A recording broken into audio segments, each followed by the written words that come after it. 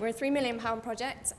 We were lucky enough to get a grant of £500,000, but the remaining £2.5 million was self-funded by us, one big mortgage that we all pay together.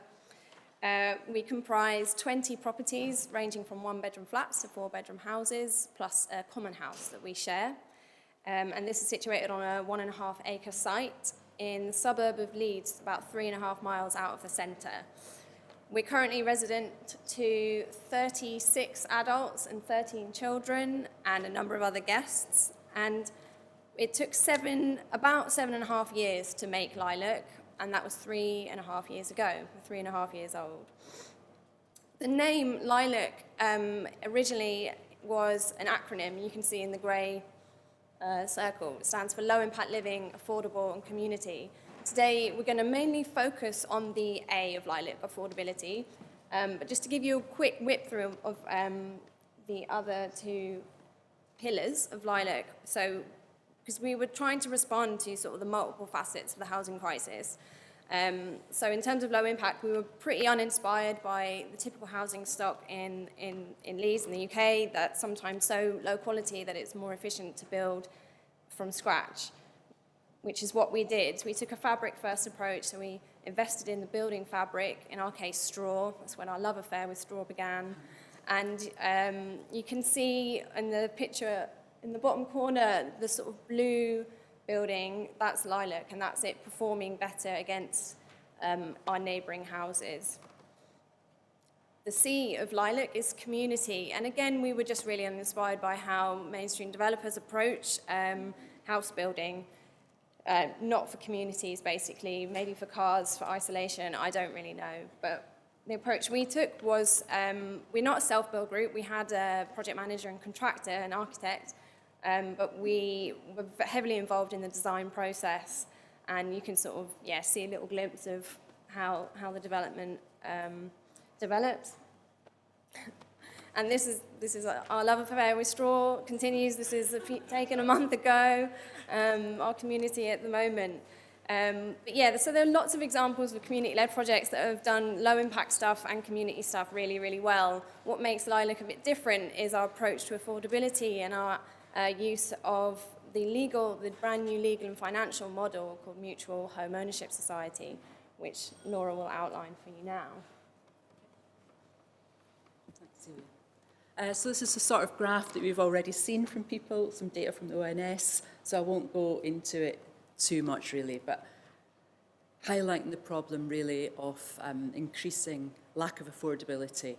So although the graph on the left that shows sort of mean earnings to house prices doesn't look too bad, it's sort of staying around about affordable levels, but what that does, that hides the people that basically have paid off their homes already. And when we look at the graph over here, what we're actually looking at is people on lower incomes, and there we see the lack of affordability coming in, and the ratio of earnings to house prices being up around about seven times the ratio. So that's the kind of problem that we wanted to address when we started to build our eco homes. So there's lots of lovely eco homes, and lots of them are completely unaffordable. So that was a really key aim for us, that what we built would be affordable now, and it would be affordable in perpetuity. So we'll explain a little bit without too much detail about how we approach that. So that's just like a simpler, more straightforward picture really of the problem. So one day I was just like driving to work, and somebody was on the radio talking about the fact that their house earned more than they did when they went to work, and I knew how hard I was working, and it just like seemed so absurd that these houses are sitting there, they're doing nothing, everyone's working their socks off, trying to earn a living, and actually the houses are just getting more and more and more expensive and more out of reach of people. So that's what galvanised us as ordinary persons, So in LILAC, we all spend 35% of our income on our housing. So everyone contributes, no matter what they're earning, everyone contributes 35% of their income. And we've deemed that to be an affordable level. And we can see again, particularly for first-time buyers on this graph on the side here, sorry, I'm getting mixed up between my right and left looking at you, but the one single line is showing you for first-time buyers. That's kind of going up and down. Sometimes it's above that. When it's been historically high in the 1990s, that's when interest rates were very high. Interest rates are historically very, very low at the moment. So in the 1990s there were about 9% on the graph on the left there. At the end of the 80s, they were about 16%. So we're looking at, mortgage payments being really high for younger people now at a time when interest rates are historically low. Should they begin to rise, then things will look even worse than they are just now. But 35% is deemed as affordable. Particularly our houses are very energy efficient, so actually our household bills are really low. And also we have a mechanism that will keep it at 35%, so it's not going to go soaringly high. Okay, so how did we come up with this solution? Well, we came across the model that was developed by the New Economics Foundation, and with the help of them and David Rogers, who was working with CDS, Cooperative Development Society at the time, we agreed that we would become the world's first mutual home ownership society. How does it work? Yeah. So EMOS is really, it's not going to meet everyone's needs. It's aimed at the intermediate housing market. And what we mean by that really is the 40% of the population who are not on housing benefit but can't afford property outside, well, even really at the lowest, some of those, that market can't afford to buy in the lowest deciles, the lowest 10% of the housing market. People who are are working in schools, the public sector, local trades, newly formed households. So they're people who are not eligible for social housing, outside the housing benefit category, but they still can't afford the lowest decile or the lowest quartile housing. So that's who EMOS is designed for. So LILAC's EMOS, we won't go into, been asked not to go into too much technical detail, but we can go into more technical detail at lunchtime or something if anyone wants to ask. So just very sort of simply, the pie is all the cost of LILAC, it's the build cost of LILAC. So as Celia said, that was to us 2.6 million because we also had a grant of £500,000. And that is split between 20 properties. So we have 6 one-bed, 6 two-bed, 6 three-bed and 2 four-bed houses. And so some people have basically take on quite a lot of debt because they've got a big house or they've got a big income. So the amount of income you've got and the amount of the size of your property affects how much debt you take on. And basically, as long as we can service that debt between the whole society, individuals don't need to service the debt that's associated with the build cost of their house. So that's why it's a mutual home ownership society. We've got one mortgage, and between us all, we all need to pay the one mortgage. But somebody could have a lower income and be paying less money in a bigger house than somebody else in a smaller house, as long as we all pay it, because you're not buying your house, you're just buying equity in the whole project. So the amount you pay buys you equity. So what will we say about this, really? So I've talked a little bit about how EMOS makes the housing affordable for the current members of LILAC, but we're also hugely exercised by the fact that this, lots, people have said earlier, that the problem is particularly pertinent to younger people. So we've got here, between, what's the dates there, the last 20 years, I think, the decline in home ownership amongst people under 35 and the rise, their move into private rented tenure, which is much less secure. So we're really attracted to the EMOS model because it makes the housing affordable in perpetuity. So really, these are some of the kids at LILAC, and what is really exciting about this is the housing will be affordable to them, not because we as parents can pass it on to them, but just because of the way we've fixed the cost of our housing, because we link it to earnings and not to the speculative housing market. So the value of our equity in LILAC is linked to earnings in the local area. So if you're a postie and you can afford to live in Lilac now, then in 20 years' time, on a postie's salary, you'll be able to afford to live in Lilac.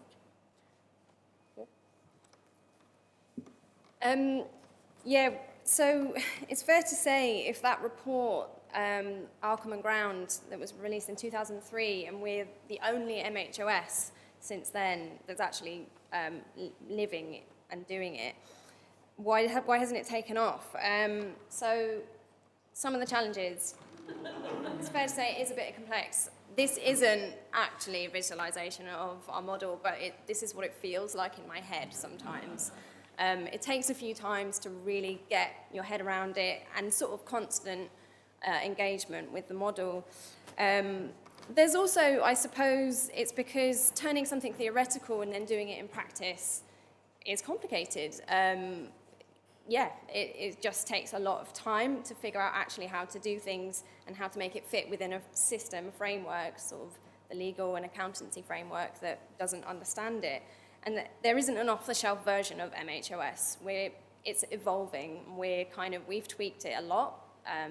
The model described in the report isn't what we're actually doing, and other groups want to do it differently as well. So that all adds to the complexity. That sort of leads me on to the next sort of challenge, which is the workload. It would be fair to say there have been thousands of hours of discussion behind the scenes, and agreements and disagreements about how, just in LILAC that is, about how to do MHOS in reality. It's not actually necessarily a bad thing, I think, as long as it's sustainable. I think there are probably some individuals in our society that, really have sacrificed time with their family, for example, to make this work.